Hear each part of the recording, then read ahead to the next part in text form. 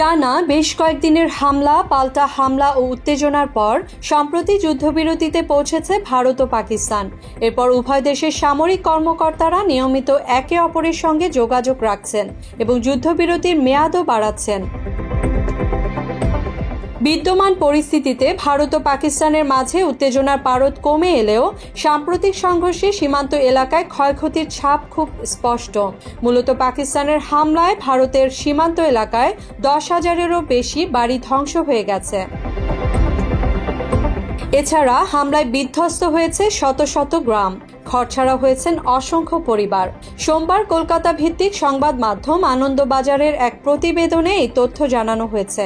সংবাদ মাধ্যমটি বলছে, অপারেশন সিন্দুর ও তার পাল্টা পাকিস্তানি হামলায় কাশ্মীরের নিয়ন্ত্রণ রেখা বরাবর শত শত গ্রাম বিধ্বস্ত হয়ে গেছে। গত কয়েকদিন ধরে স্থানীয় রাজনৈতিক নেতারা এসব এলাকায় ঘুরে যা দেখেছেন, সেই ছবি ছিল মর্মান্তিক। জানা গেছে, পাকিস্তানি হামলায় 10,000-এরও বেশি বাড়ি গুড়িয়ে গেছে, ঘরছাড়া অসংখ্য পরিবার। সীমান্তবর্তী পুঞ্চ, কুপওয়ারা, বারামুলা এবং রাজৌরির গ্রামগুলো সবচেয়ে বেশি ক্ষতিগ্রস্ত হয়েছে।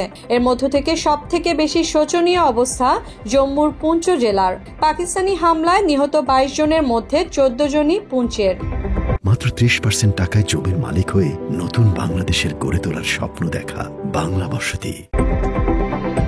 ন্যাশনাল কনফারেন্সের সংসদ সদস্য আজাজ জান জানান, এই জেলার 90টি পঞ্চায়েতের মধ্যে 60টিতে হাজার হাজার বাড়ি ও ভবন গুড়িয়ে গেছে।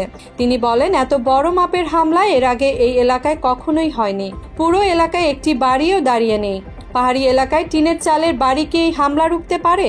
শেল ফেটে যে একটা বাড়ির ক্ষতি হয়েছে তা নয়, শ্রাপনেলে চারপাশের বাড়িরও বিপুল ক্ষতি হয়েছে। ভারতীয় এই সাংসদ জানান, তিনি ক্ষতিগ্রস্ত এলাকার 40% নিজে ঘুরে দেখেছেন। এলাকাটি ভূকম্পন প্রবণ বলে মনে করিয়ে দিয়ে তিনি বলেন, বাড়ির কাঠামোগুলো এতটাই ক্ষতিগ্রস্ত যে কোনো মুহূর্তে একটি মৃদু কম্পনেই ভেঙে পড়তে পারে। এদিকে পাকিস্তানের সামরিক বাহিনীর গোলাবর্ষণে ক্ষতিগ্রস্ত সীমান্ত এলাকার উরি ও কারনা অঞ্চলও।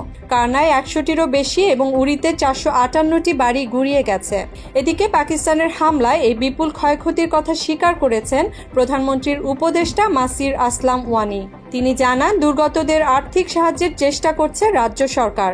তার কথায়, পুনর্বাসন প্রকল্প থেকে ক্ষতিপূরণ দেওয়ার ব্যবস্থা করা হচ্ছে। মুসলিমা জাহান মিতু, বাংলা এডিশন।